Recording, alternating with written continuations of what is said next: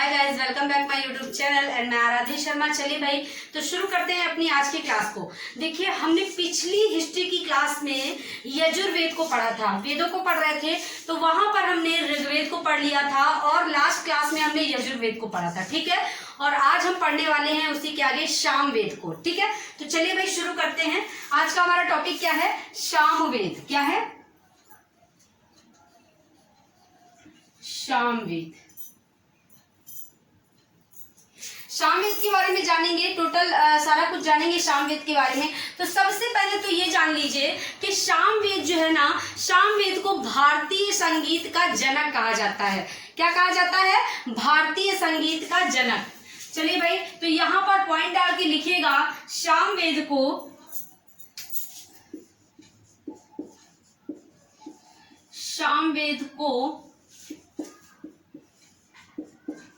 भारतीय संगीत का जनक कहा जाता है। ठीक है, सामवेद जो है ये भारतीय संगीत का जनक है। ठीक है, इसके बाद देखिए, सामवेद छोटा तो है, सामवेद छोटा है, पर ये चारों वेदों का सार रूप माना जाता है। ठीक है, क्यों माना जाता है? क्योंकि इस वेद में सभी वेदों के मंत्रों का समन्वय है, मतलब सभी वेदों के मंत्रों को यहाँ पर सम्मिलित किया गया है। कहाँ पर? सामवेद में। तो यहाँ पर लिख लीजिएगा अगले पॉइंट में कि सामवेद छोटा है,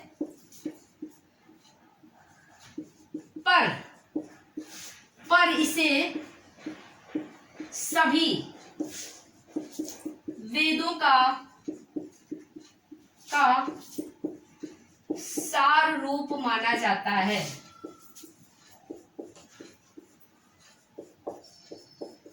ठीक है, सभी वेदों का सार रूप कौन सा है? सामवेद है। ठीक है, क्योंकि सामवेद में सभी वेदों से मंत्र उठा कर रखे गए, मतलब सभी वेदों के मंत्र सामवेद में सम्मिलित है। ठीक है, एक चीज और जानिएगा कि सामवेद को ज्ञान योग, कर्म योग और भक्ति योग की त्रिवेणी कहा जाता है। ठीक है, लिखिएगा इसको, सामवेद को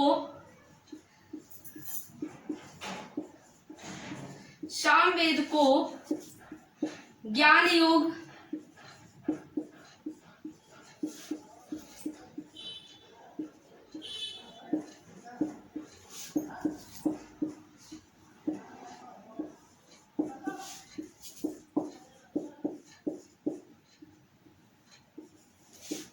की त्रिवेणी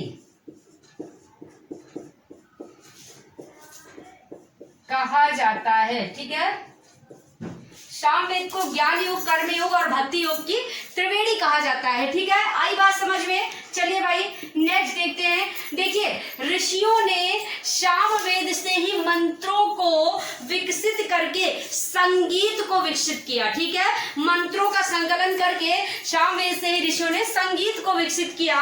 और आज के टाइम के वैज्ञानिक जो है ना बेटा, आधुनिक जो वैज्ञानिक है वो भी इस बात को मानते हैं कि सुर, ताल, लय, छंद जो भी है सारा कुछ सामवेद से ही निकला हुआ है। ठीक है, इसलिए सामवेद को क्या कहा जाता है? भारतीय संगीत का जनक कहा जाता है। आई बात समझ में? तो यहाँ पर लिख लीजिएगा, नोट डाल लीजिएगा, सुर, ताल, लय, छंद सभी सामवेद से निकले हैं। ठीक है, क्योंकि ऋषियों ने मंत्रों का संकलन किया और विकसित किया किसे? संगीत को, सामवेद से। ठीक है, इसलिए आज के भी जो वैज्ञानिक हैं वो भी जानते हैं, मानते हैं इस बात को कि लय, ताल, छंद, सुर जो भी है सब कुछ सामवेद से ही निकला है। ठीक है, चलिए भाई, अब देखिए, सामवेद के मंत्रों का उच्चारण कौन करता है? सामवेद के मंत्रों का उच्चारण देखिए, के मंत्रों का उच्चारण उद्गाता द्वारा किया जाता है। किसके द्वारा? उद्गाता द्वारा किया जाता है। ठीक है, ये भी आपको आराम से याद रहेगा, क्योंकि सामवेद जो है ये भारतीय संगीत का जनक है। और संगीत क्या है, गाया जाता है ना, संगीत को गाते हैं। और यहाँ पर भी गाता निकल रहा है, ये देखिए गाता। ठीक है, तो उद्गाता, उद्गाता मतलब उदय हुआ किसका, गाने का, संगीत का। ठीक है, तो उद्गाता, तो मंत्रों का उच्चारण कौन करता है, उद्गाता द्वारा किया जाता है। आगे बात समझ में, चलिए भाई नेक्स्ट पॉइंट है सामवेद का उपवेद क्या है। जितने भी पॉइंट हैं सारे मोस्ट इंपॉर्टेंट हैं, सभी को, ज्यादा पॉइंट्स नहीं है, छोटा सा ही है सामवेद, तो इन सभी को आप अच्छे से पढ़ेंगे और दिमाग में बैठा लेंगे। ठीक है, सामवेद का उपवेद क्या है, तो ये उपवेद क्या है, गंधर्व वेद। क्या है, गंधर्व वेद, गंधर्व वेद। ठीक है, सामवेद का उपवेद जो है ये है गंधर्व वेद। आ गई बात समझ में, चलिए सामवेद की 3 शाखाएं हैं। सामवेद की 3 शाखाएं हैं, कौन कौन सी, तो लिख लीजिएगा सामवेद की 3 शाखाएं।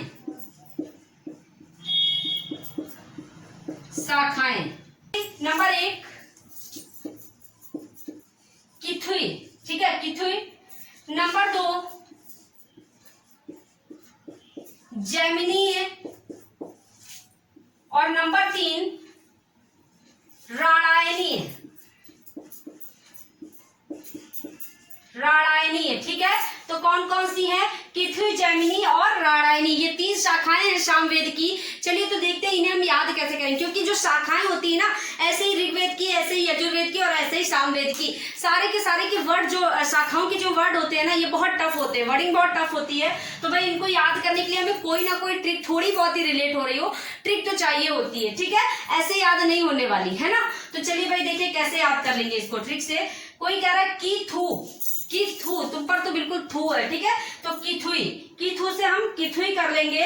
बोला जैम खाते हो, जैम से जैमिनीय कर लेंगे। ठीक है, जैम खाते हो, जैमिनीय। ओके, बोला रड़ में नहीं जाना है क्या, रड़ से मतलब कि लड़ने के लिए नहीं जाना, बच्चे हो, जैम खाते हो अभी भी। ठीक है, तो रड़ में नहीं जाना है क्या, राणायनीय। ठीक है, ऐसे याद करें, किथु, किथुई हो जाएगा। जैम खाते हो क्या, अभी भी बच्चे हो, तो जैमिनी हो जाएगा। ठीक है, रड़ में नहीं जाना है तो राणायनी हो जाएगा। तो आगे देखते हैं सामवेद का ब्राह्मण। सामवेद का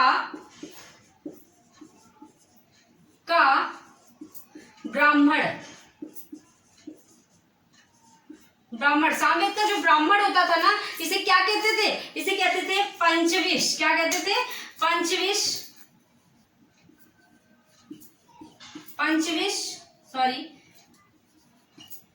या तांडय।